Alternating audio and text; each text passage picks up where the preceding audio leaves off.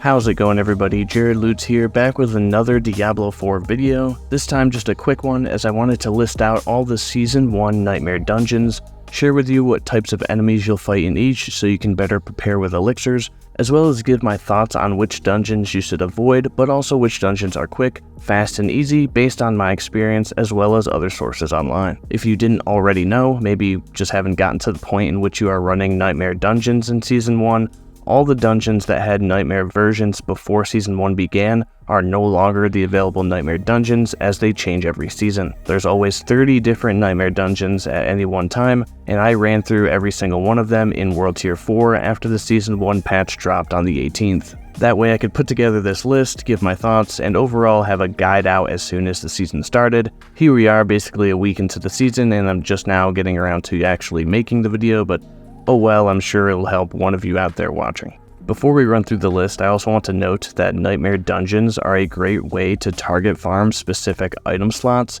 because every single monster type has an increased drop chance of certain items. Like ghosts drop more rings, cultists drop more helmets, I think snakes drop more boots for some reason, things like that. The only issue with this info is that the only way the community can really nail down which monster types drop which items more often is either from super extensive testing from lots and lots of people across multiple classes, or from data mining, neither of which has really been done to the extent needed to have concrete information. There are multiple Diablo websites and tools out there that have conflicting info on these increased item drop rates, so until either solid info from testing surfaces or data mined info surfaces, the guide I'm working on for this will be delayed, which is also why we won't be talking about which Season 1 Nightmare dungeons are best for farming certain pieces of gear or uniques.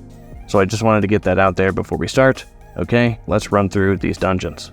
The 5 regions of Sanctuary each have 6 Nightmare dungeons within them. Starting off with Scosglen, you have the Domhain Tunnels, which feature wildlife and goatmen. Surat's Lair, which features beasts and spiders, and is also a really good and easy dungeon to run. Twisted Hollow, featuring ghosts and wildlife. Mariner's Refuge, featuring ghosts and drowned. Garan Hold with demons and skeletons, and the Stockades with skeletons, zombies, and ghosts. And do not run this dungeon because, oh my gosh, there is so much running around, it is terrible. Next, let's run through the Dry Steppes. You have Betrayer's Row, which features skeletons, bugs, and demons. The Charnel House features cannibals, maggots, and flies. The Shifting City, skeletons, demons, and goatmen. Path of the Blind features cultists, wildlife, and demons. Pallid Delve with cannibals, skeletons, and spiders.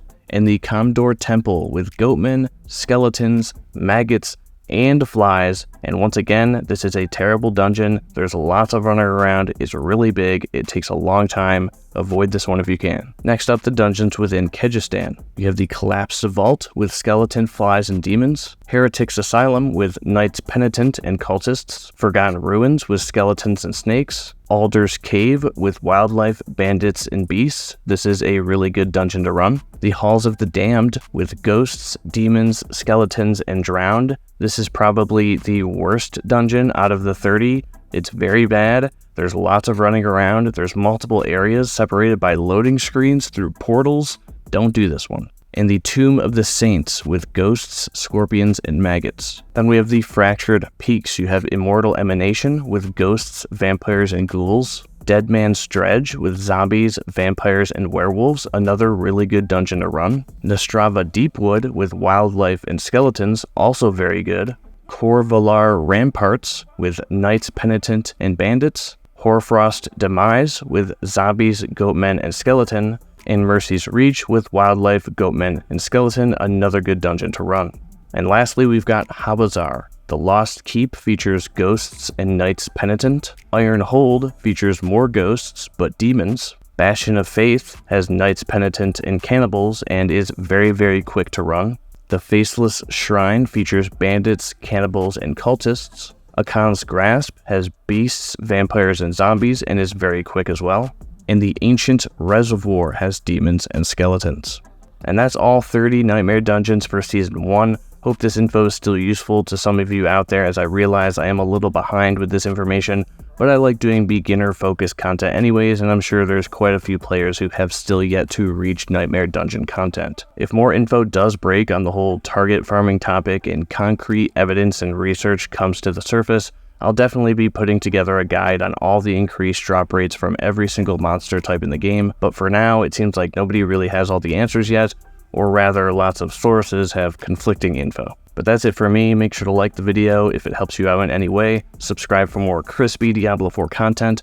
More guides are on the way. Feel free to let me know what kind of guides you want to see, and maybe I can shuffle around some priorities and get those out to you quicker. But until next time, thanks for watching, and I'll catch you in the next one.